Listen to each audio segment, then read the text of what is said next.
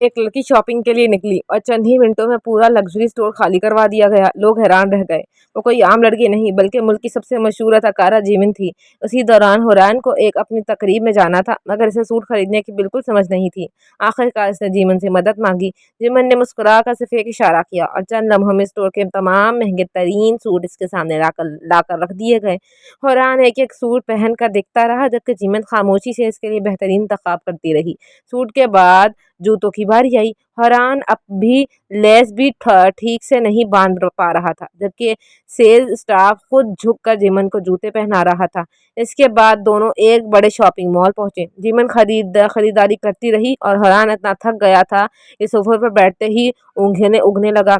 4 घंटे गुजर गए। आखिरकार हुनैन ने शुक्रिया अदा करने के लिए जीमन को डिनर की दावत दी, मगर हैरत अंगेज तौर पर जीमन ने किसी महंगे रेस्टोरेंट की बजाय सड़क किनारे एक छोटे से खाने के ठहरे का इंतखाब किया। हुरैन ने हैरान होकर वजह पूछी।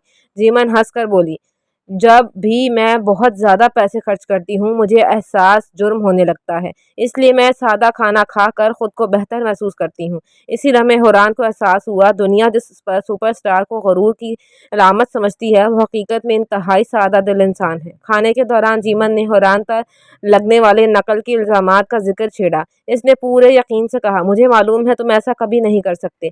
ये अल्फाज सुनकर हुरैन की आंखों में उम्मीद वापस आ गई। इधर हुरैन की 5 साल पुरानी मोहब्बत हौसला सुयान देने कई का बार पैगाम इसे लिखती रही, लेकिन हर बार भेजने से पहले ही डिलीट कर देती। फिर तकरीब का दिन आ गया। किस्मत ने दोनों को एक बार फिर आमने सामने ला खड़ा किया।